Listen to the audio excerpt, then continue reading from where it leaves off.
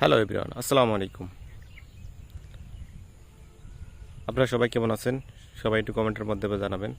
আপনাদের দোয়া ও ভালোবাসায় আমিও ভালো আছি। ঈদের পরে চলে আসলাম আপনাদের গ্রামীণ আরেকটা ভিডিও নিয়ে। দেখেন, এখানে আপনাদের দেখতে পাচ্ছেন কত রকমের ফসল, প্লাস ভুট্টা, প্লাস রসুন। কত সুন্দর রসুন হয়েছে দেখেন। রসুন এখন উঠানের মৌসুম চলতেছে। দেখেন, রসুন অনেক উঠাই ফেলাইছে। যদিও রসুন এখন কাটার মৌসুম চলে আসছে অলরেডি। এখন প্রত্যেকটা জায়গায় যারা রসুন লাগায় আর কি, তারা রসুন উঠাইতেছে। দেখেন কি সুন্দর রসুন হয়েছে। দেখেন, এই যে আমি আপনাদের দেখানোর চেষ্টা করলাম, রসুন উঠাই রেখে গেছে। দেখেন চোখে কত সুন্দর রসুন হয়েছে। দেখেন, আর এই যে দেখেন আমাদের এই টমেটো ক্ষেত আমাদের ছিল। দেখেন টমেটোর শেষ পর্যায়ে। তারপরে টমেটো ক্ষেতে দেখেন আবার ভুট্টা লাগাইছে। ভুট্টাও কত সুন্দর ভুট্টা হয়েছে। এরপর দেখেন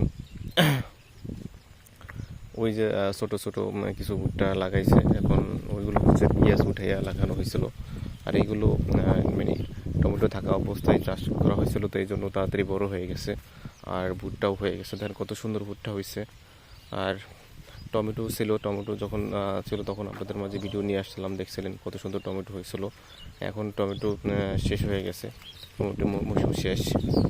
তো শীতকালীন যে মৌসুম থাকে তখনই টমেটো হয়, সেটা আপনারা ভালোভাবেই জানেন আমাদের এলাকায়। এরপরে এখন টমেটোর মৌসুম শেষ।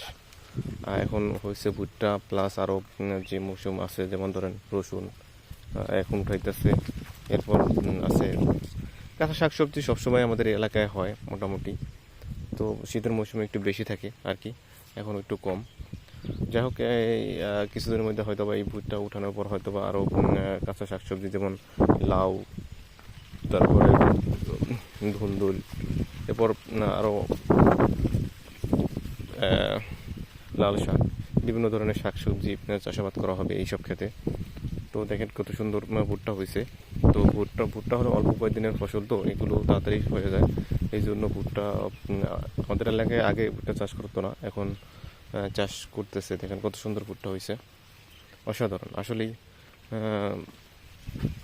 দেখেন প্রত্যেকটা গাছে দুইটা তিনটা করে ফুল হয়েছে। তো আজকের ভিডিও এ পর্যন্তই। সবাই চেষ্টা করবেন আমার এই চ্যানেলটা সাবস্ক্রাইব করে দেওয়ার জন্য, পাশে থাকা বেল আইকনটা বাজিয়ে দেওয়ার জন্য, যেন আমি আপনাদের মাঝে আরও সুন্দর সুন্দর ভিডিও নিয়ে আসতে পারি।